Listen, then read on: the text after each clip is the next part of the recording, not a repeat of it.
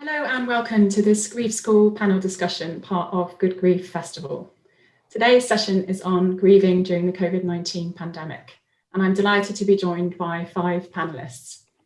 We have Fatima Khan Shah, a champion of patient involvement and carer support, and a system leader within West Yorkshire and Harrogate Health and Care Partnership.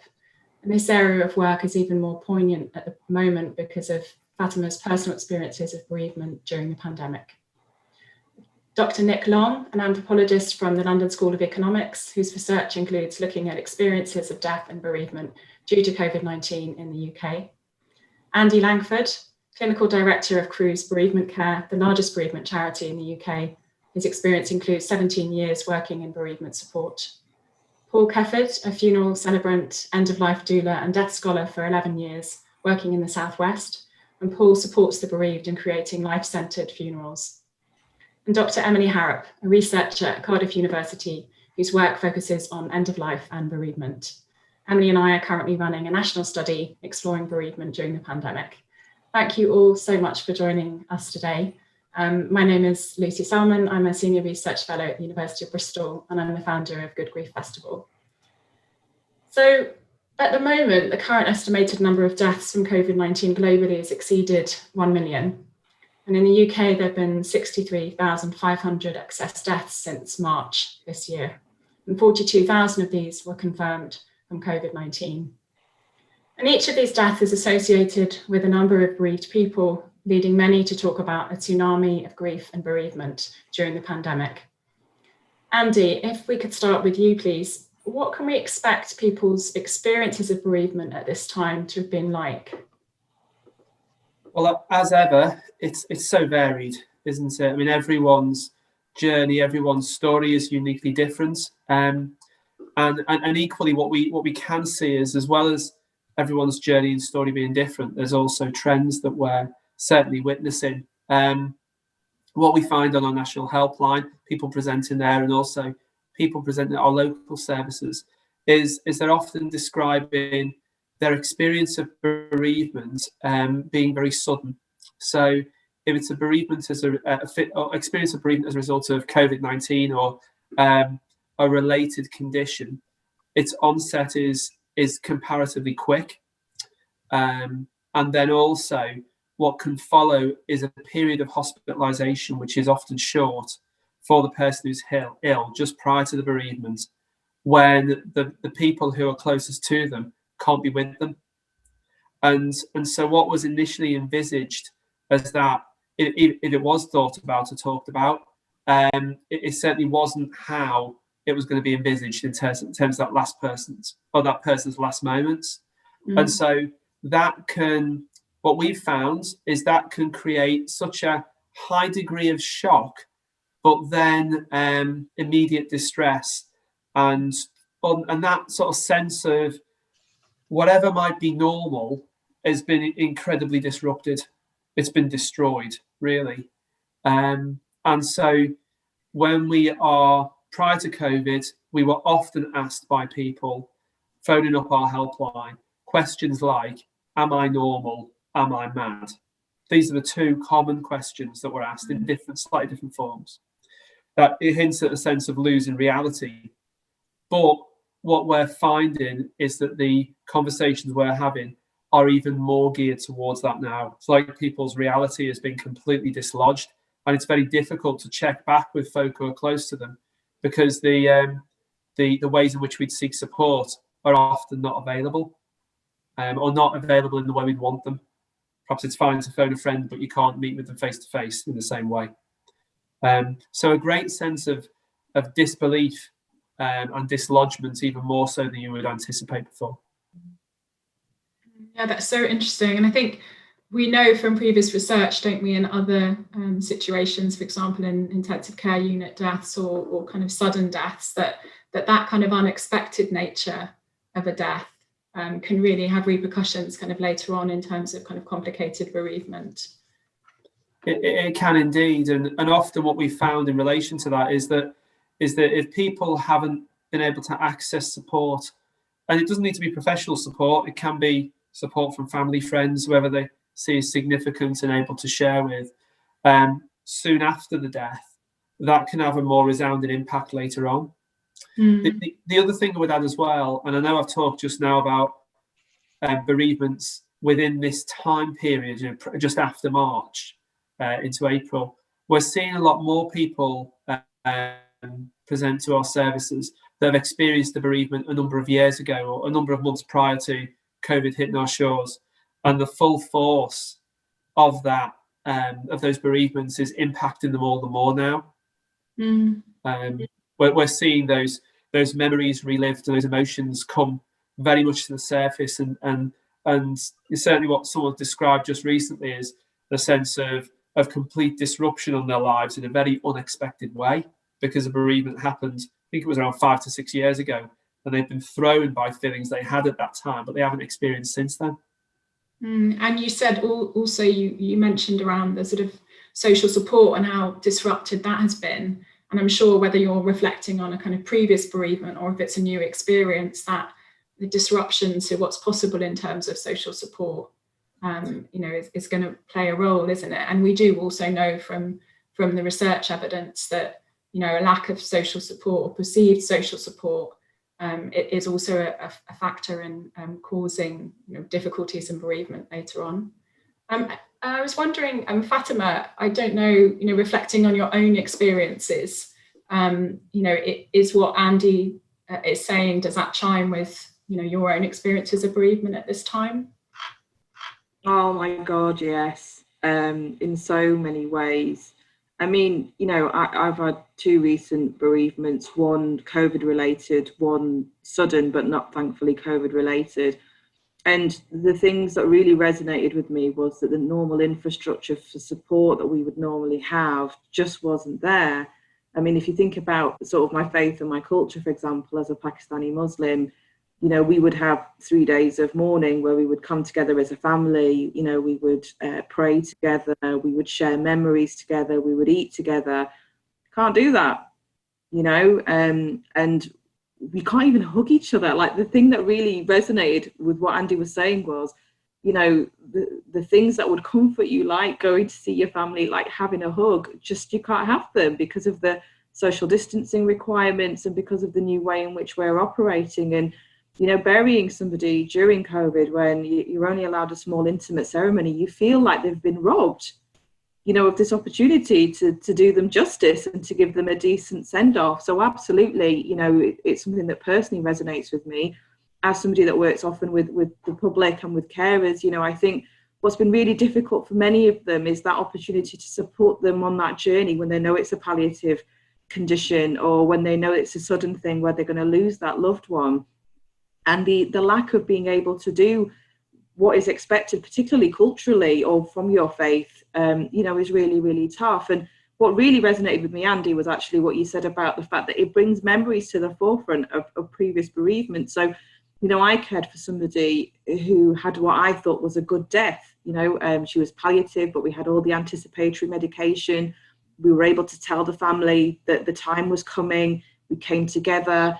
We did the prayers. People were able to say goodbye. Those things are so important, and COVID has robbed us of all of those things. So, I feel personally like I'm adrift on this ocean, and I've got like a little raft, and there's just nothing I can tie it to, and it's really overwhelming. And unfortunately, since then, we've been, because I live in West Yorkshire, had lots of local lockdowns. So my normal support networks of being able to either be with my family who are in a different part of the country, or to be with my colleagues at work and have that sort of separation, having been imprisoned in this sort of house of grief. And it's really, really challenging. And I think, one of the key things that we've been doing in West Yorkshire and Harrogate is developing a grief and loss helpline to try and support people during those circumstances. But there is something which Andrew quite rightly pointed out, which is it's not the same as being able to talk to somebody and have that hug, someone hold your hand and physically support you during one of the most stressful and difficult periods of your life. Thank you so much for sharing that, Fatima. I think you've raised so many important topics for us to explore in more depth. I just wanted to start with asking Nick about the work that you've done looking at the impact of COVID-19 in different faith and cultural groups in the UK, and then perhaps afterwards we can talk a bit more about the funeral remembrance side of things, Paul? Yeah, well, I've been working with a group of colleagues to look at experiences of bereavement and other experiences of the pandemic across the UK. I wouldn't want to overemphasize differences between different faith and cultural groups, because actually one thing we found was there were certain themes that were really quite widely shared, albeit in different ritual forms, coming together with the dying person, if possible, prior to death. And as Andy was saying, if that's interrupted, it can lead to a lot of complicated feelings of guilt or anger, and it expresses in different ways. Coming together after the death at various phases, and also honouring the memory of the deceased person in whatever way seems appropriate for that person's particular tradition. That having been said, and notwithstanding all the ways that different faith leaders are being very creative and innovative in trying to respond to these challenges, I think there are maybe 2 or 3 ways in which we did see differences. So one links to this point that Fatima was raising about the uncertainty of what was coming in here. There might be another local lockdown, regulations can change, you can't plan precisely at the moment where you need some kind of structure in your life. You find that actually there's a lot of anxiety because you're planning a funeral, but maybe the restrictions are going to change. Maybe it won't be able to go ahead as you hope. So we did find that particularly in faith and cultural groups where the funeral is often quite a while after the death, that became a real source of distress for people in that planning phase of the bereavement. For faith groups where the funeral tends to be quite quick, 24 hours after death, that was less of a concern. So that was a difference that you maybe wouldn't expect. We also found some triggers that were very acute for certain groups. So even something like coffin bearers wearing face masks or face coverings, obviously very important for the safety of those coffin bearers. But if it's not something that's really been anticipated, it can come as a terrible shock. Certainly we found there were people who found it was conjuring up memories of the Holocaust, really traumatic things, and it became an iconic image of the funeral that then blocked out other more positive memories they might have wanted to have had of that day, and they really felt that it spoilt their farewell ritual. We found people who were from white working class backgrounds, for example, were very concerned that these smaller scale funerals with the restricted numbers had echoes of a pauper's funeral that maybe a great grandparent in the past would have been forced to have, and that the deceased would have hated to have. And so they feel that having this more restricted thing is somehow dishonoring that person's memory, and so they have to process those kinds of feelings. And what we really found was that it was amongst people, and it's not necessarily cultural groups, but it can be cultural groups who already feel marginalised and excluded from UK society, that these restrictions were hardest. If you feel you're kind of part of the nation, then it's difficult, but it's what you've got to do, and you're supporting the national effort, and we're all coming together, and there's all that kind of political rhetoric that we've seen. But if you already feel that you're on the outside, that your culture and your traditions have never been respected, then further restrictions become even more of an insult, even more of a dishonour. You can take it very personally, and that can complicate what's going on in your experience of bereavement. And that even extends, we found, to how people were viewing being excluded from hospitals. So we did hear some cases from people, often British Muslims, not exclusively British Muslims, often people who had loved ones who weren't native English speakers, and they were saying not being able to go to the hospital, it's not just being with the loved one to support them, it's that you're there to protect them. What might be done to them in hospital? Are they going to be able to communicate? Are they going to be able to have their needs properly listened to? There's a lot of anxiety, because for them the role of being in the hospital is not just to support, it's also to protect. And so that role, that final obligation to your dying loved one, was taken away from them. So I think all of those things, and they link to cultural marginality, become very important. But we also found that there were other axes of disadvantage and difference that were just as, if not more important. So, for example, whether or not you're someone who's comfortable talking on the phone or talking on Zoom, whether you're comfortable expressing your feelings verbally versus expressing care and affection through physical co-presence, through doing things like cooking for someone, cleaning for them. And that can link to cultural background, but it can also link to personality, can link to technological access. And obviously those latter things are disrupted by social distancing, whereas communication is not so much. And we found big differences between local authorities, particularly at the start of the pandemic. Different councils were imposing different restrictions, and that led to a profound sense of unfairness and injustice. So we found a lot of really quite complicated forms of anger, political anger, informing the way that people were relating to their grief in a way that maybe wouldn't have been the case in another period where there weren't all these regulations coming in, very controversial, being debated in the press, seeming double standards and so forth. So I think that's something that a lot of people in different ways have had to deal with. Thank you, Nick. Such fascinating work. And again, you've really mentioned so many things which are important for us to think about and explore in a bit more depth. But Paul, I was wondering if you could tell us a bit about your experiences of supporting people through this process. Of course, and I think just reflecting something that Nick has just shared with us, and this challenge of working out where the funeral is happening. So if you were perhaps unfortunate enough or fortunate enough to live in Kirklees or Leeds or Yeovil, at the beginning of the pandemic, you couldn't have a funeral, you couldn't attend the funeral.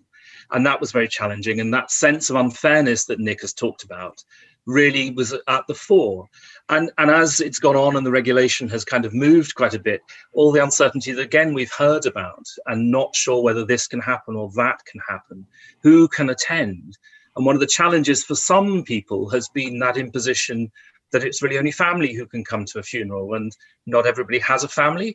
Not everybody would choose to have their family as their principal mourners. And so that contested term has come really kind of sort of sit in the middle. And then when you are able to be in a funeral, whether it's now up to 30 people in England or 20 in Scotland, depending on the size of the venue, you can't sit together as a group. You can sit in your little bubbles. The restriction now of having to wear masks is really distressing, and people feel it very difficult to. They can't blow a nose. They can't do the things that they would normally do. There isn't the touch. There's not the coming together. All of these things are really challenging. But I think my experience has been that actually something different has happened too. And I think that when we're invited, we know that death and bereavement are part of the natural rhythm of life and death. But when a death comes out of time and suddenly and unexpectedly, as we heard from Andy earlier, it causes all sorts of challenges. But I think we're invited to live with those contradictions and those uncertainties. And perhaps, just perhaps, the experience here is that we've put the deceased person back centre stage, where before, if we've had a really large funeral, sometimes it's actually about who's the principal actor in that place of the funeral. It can sometimes become the people on the front row.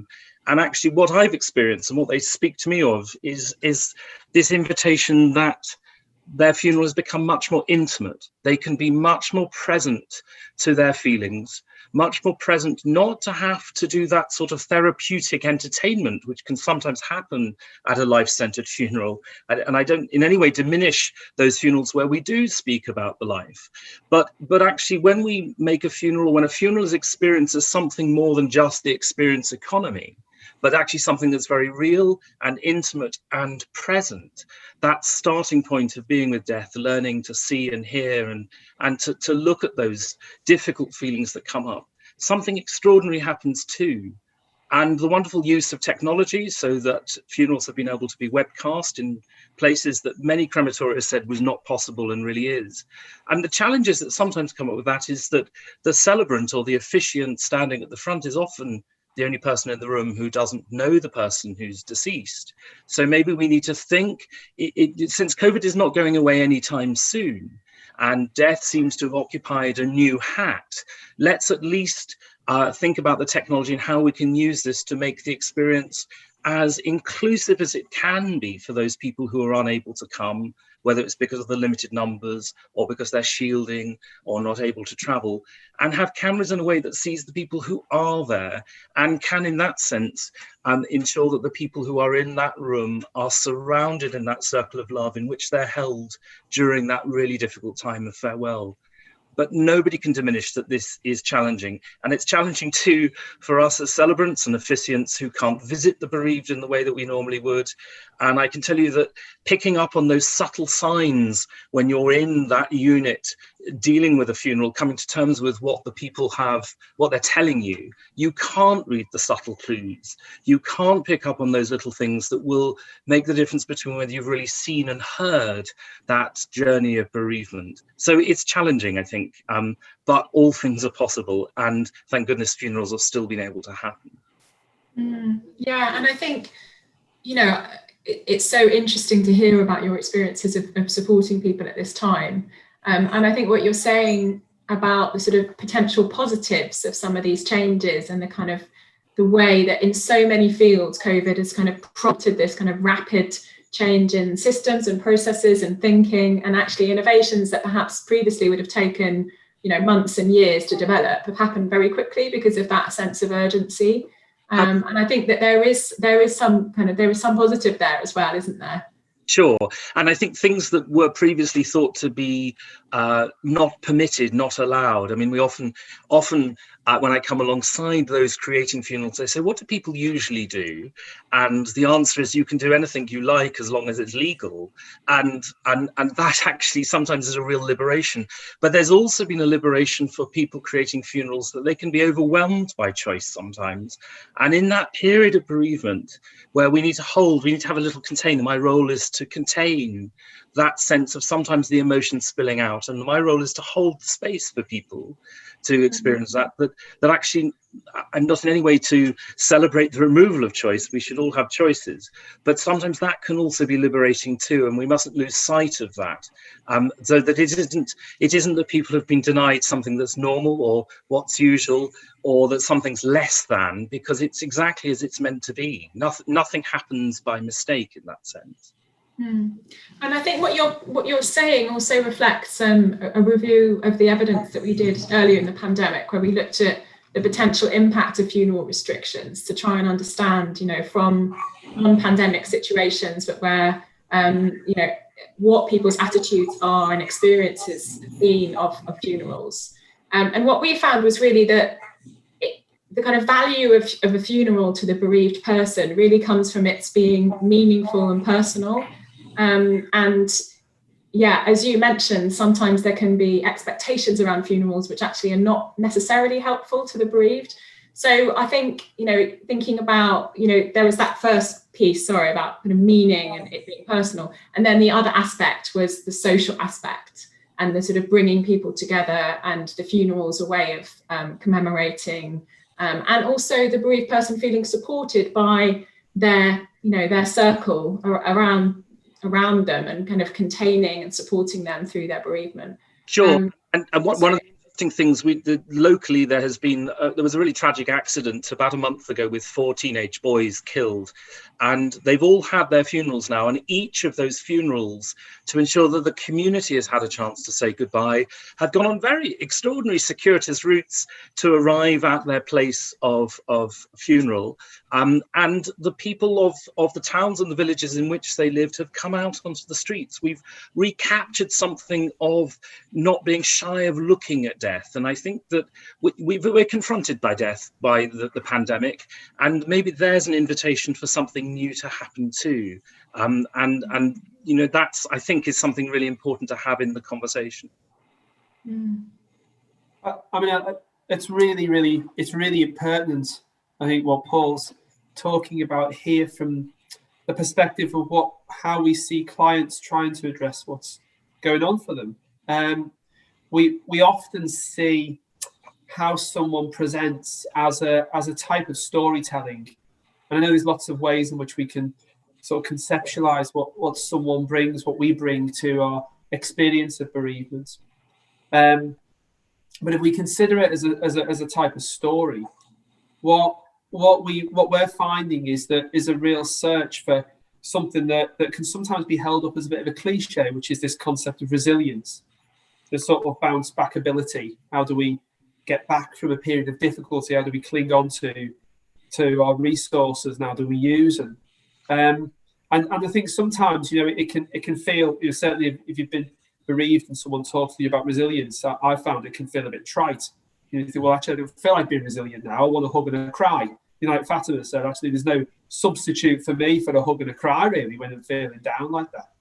But actually, what we're seeing is what we think we're seeing is actually both a need to tell the story of bereavement for individuals, whilst also there's being co-created a national story about COVID-19, and there's a real interplay about how people's perception of their own bereavement and the story in that interacts with the wider story of the pandemic and the whole context of that around lockdown.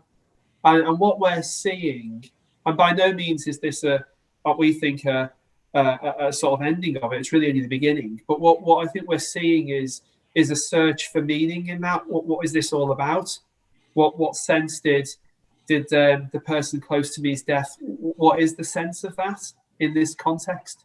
What does it mean for me? What does it mean for our family, for our children, for our wider community? And it's I think the conversations that I've personally had with people who've been bereaved over the last 4 or 5 months is just the amount of questions that come up around that meaning in explicit and implicit ways is just remarkable. There's a real sense of searching that comes from this, I think. Emily, I know a lot of your previous research has focused more on, advanced cancer and other conditions like that, where maybe people are receiving palliative care.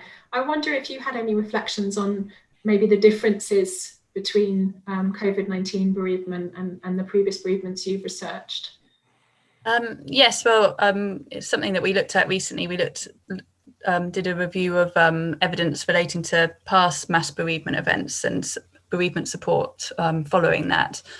And there were the events that really we found a lot of evidence relating to 911, the terror attacks in Norway, a Swedish response to the tsunami, Hurricane Katrina. So they were quite different events. I think what was quite interesting was there were definitely similarities in the approaches that were used with, say, sort of bereavement support following, cancer deaths or in palliative care settings.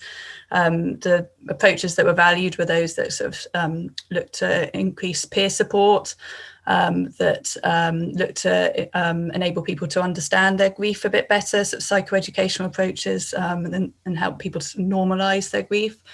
And there's the tiered approach, which recognised, not everyone will need specialist support. There is resilience within people when they are bereaved, as we talked about, but also that some people will need to be identified as requiring more intensive support.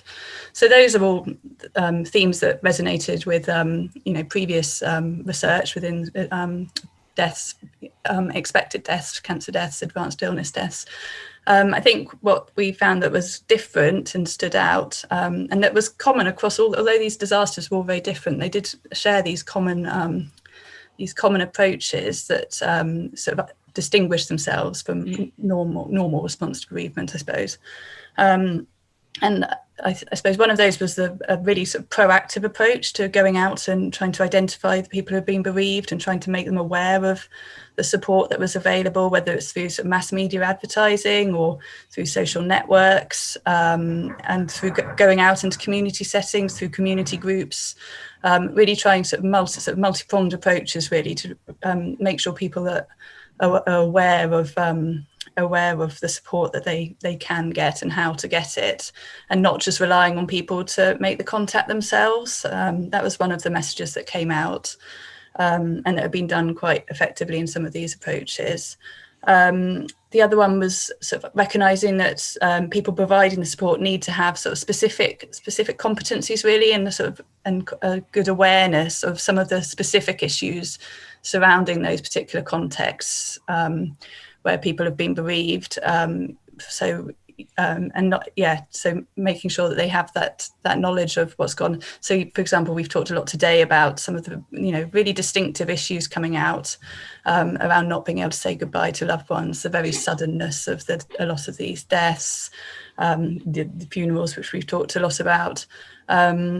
And then the other one as well that came out was the sort of the public grief, and how, which we've talked a little bit about today already, about how there is that national story that Andy referred to, and that's people aren't just able to grieve privately as they would do maybe following a normal a normal death. It's always in the background is what's going on with COVID, and probably more so, I would say, in the context of this pandemic than say following 9/11 or the Norwegian terror attacks, because it's ongoing and it's still very much real and very much happening and changing all the time. And I think that's something that started, we'll talk about this a bit later, about the study that me and Lisa are doing, is that we're starting to get some of those comments coming through that as well, about how how people have been bereaved through COVID, find it very difficult then to see people not observing social distancing, and to not really been taking it seriously, and to see all the sort of different discourses that are coming out now around whether, how we should be responding to this second wave, and that's sort of affecting their grief as well. So I think those would be the kind of specific things that people providing support would need to have an awareness of, and have some training really probably in how to address those, and understanding how to address those, because they are quite unique. And I think, I suppose the other thing as well that we could draw from the past, these past studies of mass bereavement events, is this recognition of the sort of significance of other factors that's going on, like people losing their jobs, social isolation, which have happened in Hurricane Katrina, happened in 9/11, where people maybe don't have the same access to the networks that they used to.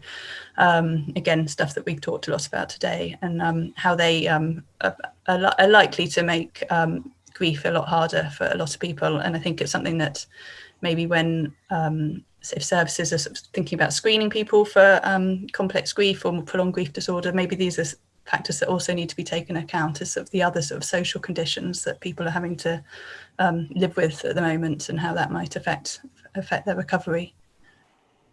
Thank you, Emily. And I think, you touched on something which I think would be great to ask Fatima to discuss a bit more, and that was people's attitudes to COVID-19 and the social restrictions, and how people who are grieving at this time have to deal with other people's attitudes to a disease that maybe they have had much more direct personal experience of, and also the discourses around that, so the media and how these deaths have been reported, and the sort of political struggles and arguments that go on around how the country should be responding to COVID-19. Fatima, do you want to talk to that? Yeah, I mean, Emily, when you were talking, I was nodding very vigorously, because I'm like, oh yes, I so agree with many of your points.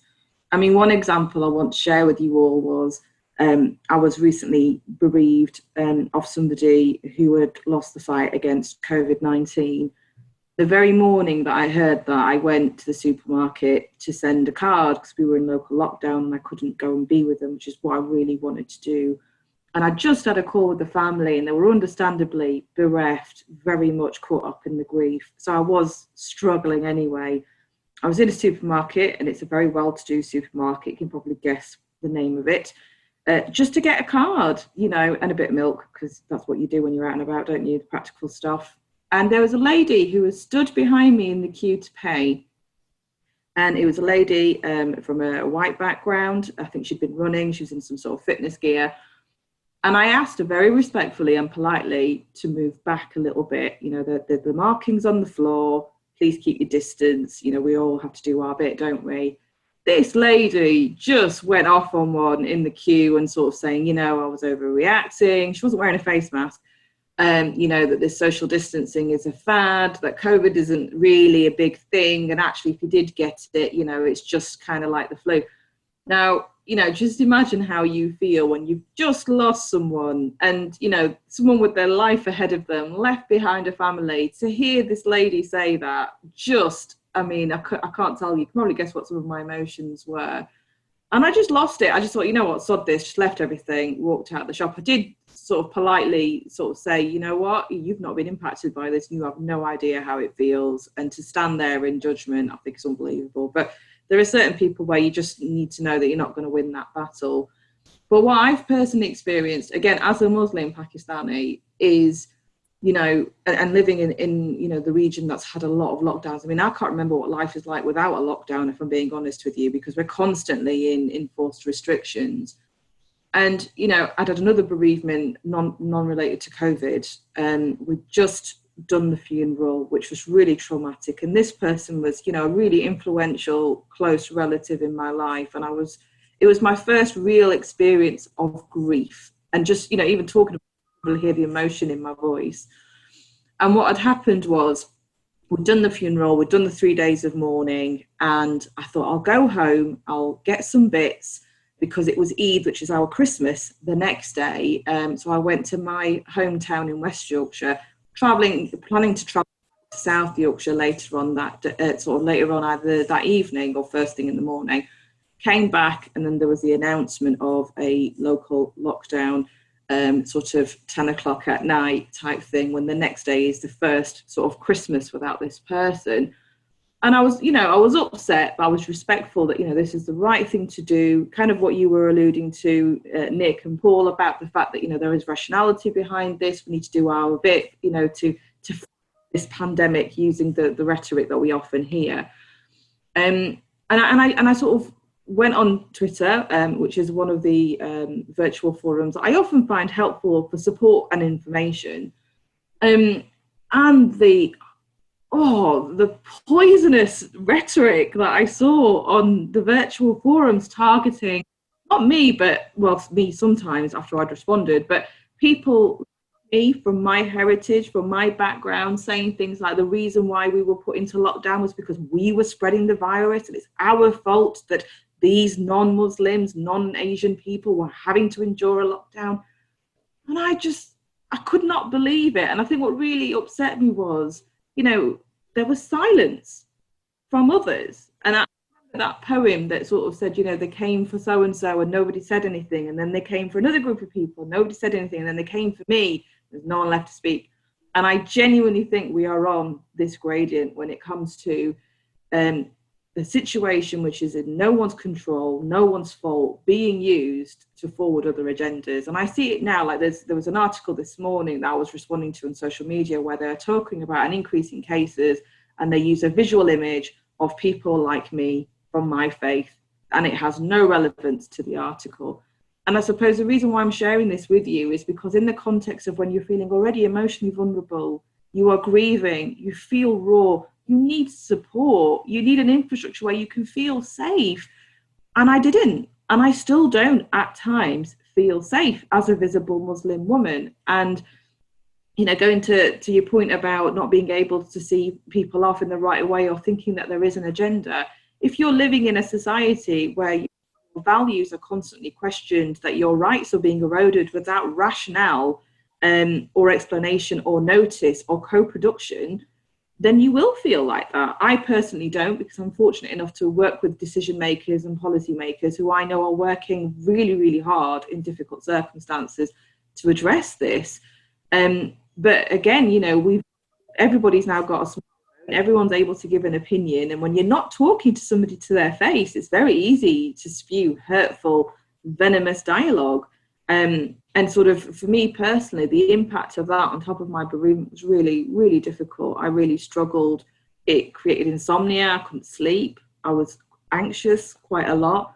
And I still struggle with it even now. So sort of going to sort of what some of you were discussing about the fact that the pandemic has impacted all different parts of our lives. When I go out and about, and I'm a parent of 2 children, when I see people not following the guidelines, it upsets me, because I know that this is real. And, you know, I've lost colleagues to COVID, never mind family members. And I know that my colleagues are working day in and day out, you know, trying to keep us all safe. So to see people just going, upsets me. But also when I see them around my children, not social distancing, you know, like I was in the supermarket yesterday with one of my children, someone just leaned over him to get a yogurt. And I was like, what are you doing?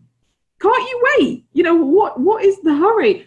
And it just really, really worries me about where we're going with this and people's attitudes. You know, if we're really, truly all in it together, then we need to be demonstrable by that in action and not be divisive. Together, we are far more stronger. Thank you, Fatima. I think, I think you described so powerfully how social attitudes and media and social media kind of influence and affect people when they are going through such challenging, circumstances. I don't know, Andy and Nick, I wondered if you had any reflections on this, on specifically how COVID-19 bereavement has been portrayed in the media and potentially the effects that could have on people as they're going forward. Well, I could jump in. I mean, everything that Fatima said very much resonates with things that I found in the research. And I think one of the problems with the narrative about COVID and COVID death, it's not just a national tragedy, it's an avoidable tragedy. And then that raises the question as to who you blame for it happening in the first place. And it means you get all these complicated emotions. And one of the things that really came through very clearly in my research is that although people who were bereaved were very kind of intent on following social distancing, they recognised its importance. They were also often people who felt a need to break social distancing guidelines precisely so they could get the supports. They were going to their relatives' homes because they're like, if I didn't do that, I know it was wrong, if I didn't do that, I would have crumbled or worse. So there was a real conflict. And likewise, we found people feeling terrible guilt because maybe they had a relative who died not of COVID, they've not been visiting them because of social distancing. And they're saying, if I had my time again, if I'd known what was going to happen, I wouldn't have bothered with the lockdown. I would have spent more time with my mum or with my aunt or whatever. So again, there was a lot of guilt. And I think when we get a media narrative that is very much focusing on these are the rules, good people follow them and bad people don't follow them, politics, good and bad, the COVIDiots, a lot of blame. I don't think that's a sustainable way for people to manage the difficult dilemmas that we face. And I think the shift that we've seen recently in government policy of like, these are the rules and we enforce them is not helpful in that regard. It creates a kind of good guys, bad guys narrative. And maybe we need to think more about what are people's needs, what forms of support might allow them to flourish. So something like the extended household that you have in Wales, where 4 households can come together and have physical contact and don't have to socially distance, might be a much better arrangement for bereaved people than the rule of 6, where you can have 6 people in your household, but you've got to stay 2 meters apart and you feel guilty if you don't, and if you do give your bereaved relative a hug. People have described that as being very difficult, inhuman. So we need to, I think, kind of make it a more person-centered narrative that reflects the differences in experience, which I know it goes against what we see from public health officials who say everything should be clear. But if you have clarity and one size fits all, then ultimately a lot of people, it doesn't fit a lot of people's size. Thank you, Nick. It's important reflections. And Andy, have you got any sense from the people that have been turning to Cruse of how this whole social situation and the sort of prevalence and ubiquity of COVID-19 in the media is affecting people who've been bereaved? There's a couple of things that I'd want to pull out, but I think first off, one of the elements that I think a lot of people are grappling with is something that I think Fatima said that really resounded in me, was actually the challenge on a daily basis of understanding where someone else is at and their own personal experience of bereavement, their own personal experience of actually on a really visceral level, someone's in pain. That story of the person in the queue there, Fatima, you've about actually the need for us all to be as understanding and to try and reach within us a level of empathy, I think is really vital. I mean, I would say that anyway before COVID, but what I think this context draws up is what is wonderful about humanity, but also what is really difficult and challenging. And when we see the George Floyd situation and many others, it foregrounds when there's inequality and the effects of it and the ingrained nature of it. But I think where this where this leads me to is thinking, actually what people are really grappling with, and it sounds like a generalization, what we're seeing as trends is actually then how is the bereavement having effect on how they're describing their life to be going forward. And so it's things like where someone would usually think of having a hug and feeling better as a result, then being hesitant about doing so, thinking actually, is that the right thing to do? A valid question. But then also, how does that feel for me? If I'm a person who feels the need to do that, but then at the same time has within me a hesitation, because in closing that physical space, does that mean that I'm not protecting myself and above all my family and people in my bubble? And so whilst it might be valid to question, it also then creates an internal conflict, which is a difficult one to bear when you're also bearing with bereavement. Because having these concurrent stresses and conflicts are hard at the best of times, aren't they? So I think we're seeing more of that and more of questioning, and really sort of folk trying to grapple with what is the right way to deal with these situations.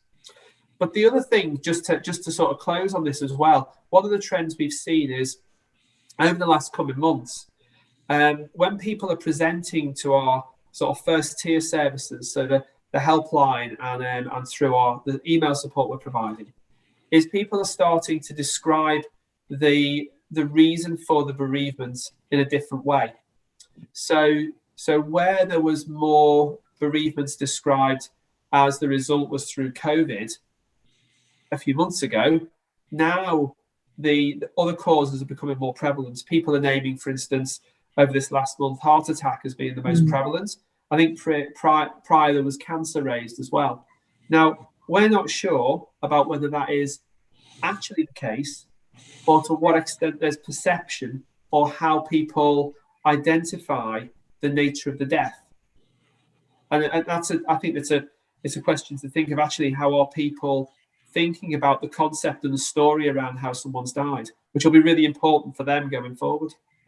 And I think also really flags how many unanswered questions there are. This is a pandemic that's ongoing.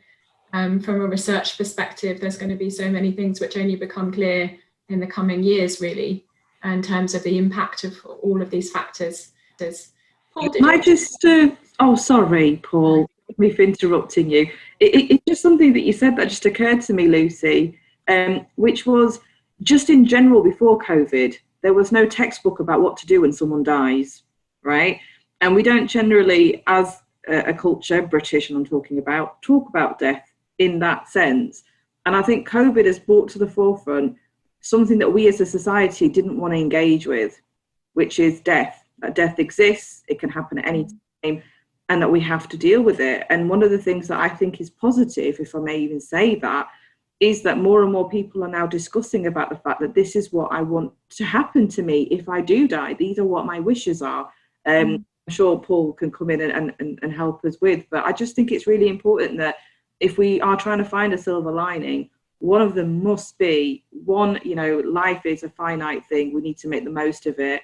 And two, we need to discuss about the fact that we might die, and that is natural and a part of life. And if we do, what are our wishes? Because if we don't, then what was the point of all this? That's so important. Thank you, Fatima. Paul, we couldn't hear you earlier. No, I was going to say, and thank you for that point, Fatima. I think you make it very well that the conversation around death and dying should be part of our normal experience, our normal expression. They're part of our natural rhythm of life. And it remains both mysterious and complicated, yet very certain and simple. And when we talk about death, it can sometimes I speak really as a doula and accompanier of people who are actively dying. And I come alongside, and there can be that sense of awe and powerlessness, and especially when the death might come suddenly and unexpectedly and out of time. That maybe the invitation, maybe the positive invitation that you've started to paint, Fatima, is that when we're invited to gather up those emotional and spiritual threads, we've got to find ways to embrace the emotional wounds that are going to come. And that can sometimes be really challenging. But what I want to describe as the sacred territory of dying, where it's whether our own dying or other people's dying, whether our experience of bereavement, is that all of it's essentially mysterious. You know, death offers questions, it doesn't necessarily offer answers. And we're invited to live with those contradictions and uncertainties. But if we lay aside all those things that we imagine it should look like, we come to a place of vulnerability, and then something new can happen. And maybe COVID is inviting us, or responses to COVID is inviting us to have those conversations in different ways, to express what our wishes are, to think ahead of time whether there are treatments we do or don't want, what our funeral wishes might be. And in having those conversations, when death comes knocking at our door, it may still be an unwelcome visitor, but we won't be quite as surprised when it comes. And when we're able to see and hear some of those things that are evoked for us, we recognize our connectedness with others. And if we're able, I think the invitation is, if we're able to stay with dying, and what that means, it's the requirement to be open to the now. And when we recognize that we're open to the now, and now is all that we have, which is why this conversation is so important, however difficult, and recognizing all of those feelings and emotions that have come up for everybody who's been bereaved and everybody who's fearing of being bereaved, because it's that disenfranchised grief that kind of exists in this amorphous state that we all kind of get caught slightly by the fear of. And actually, today is what we have. Can I just add to that point about children? So I think it's so important when we have children to talk about death. So when we had the recent bereavements, or the ones we had previously, I consciously made sure that my children were involved, that they went to the funeral, that they saw the casket, that they witnessed the rituals, that we talked about it, that we go to the graveyard together, and that it is very much part of living. And the reason why I do that is because my friend once told me a story about her husband, and the fact that when his mother died quite suddenly, she just disappeared. Mm. He never saw her again. And the residual impact of that stayed with the man for decades. And I do think when we are having these conversations, and Paul, absolutely, totally agree with what you're saying, that we need to think about how we discuss these things with our young people, you know, our children, because this is equally life-changing for them as it is for us. And they're not as expressive about how they feel, and they can't access services in the way that we do. Mm. I think that's so true. And often children will fill in the gaps, and, you know, they'll fill in what they aren't told and they don't know, and what they imagine might be much worse than what actually happened. And I think it's important when we're thinking about the younger generation and the young people, that we use language that's direct. Often children are much more resilient than we might imagine. So if you say that Granny's gone to sleep, then when's Granny going to wake up? Exactly. So we just have to say Granny has died, and it still is very difficult. I can't take away those emotions, but the directness of communication is so critical to help people, to invite people to understand what that might look like and what that actually means. Thank you, Paul. We're coming to the end of our time together, unfortunately. I wanted to end really with, Andy, I wonder if you could talk a little bit more about sources of support for people who've been bereaved during this time. Yeah, absolutely. I mean, so there's a number of sources really.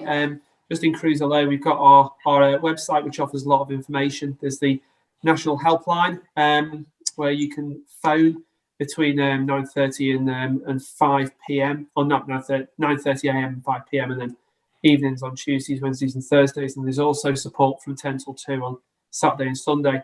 There's also email support and also synchronous chat, which is grief chat by the website. But what we would stress as well is also if people were accessing support prior to lockdown and they're finding the support is needed, then by all means contact those organisations you are having support from before. Many of them haven't stopped; they've just transitioned their support over to different means, and so it's certainly worth having a look at that, because often what we find is that people are contacting us, yes, because they've experienced a bereavement, but also they might need some practical help. They might be lonely. There's lots of other services that can meet those needs. To be blunt, far better than we can. You know, often it's a combined approach, isn't it?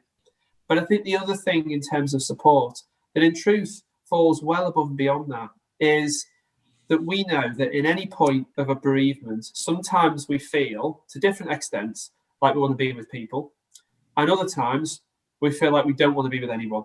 Yeah, and I know they're extremes. We often fall in between the two, don't we? But what is so important, we believe, and we see this so often, is the importance of being able to access someone who you feel close to, who you can talk with, who you might want a hug with if you could, and who you trust, who you can also be clear with and say, actually, I can't talk now, but maybe I'll need to tomorrow.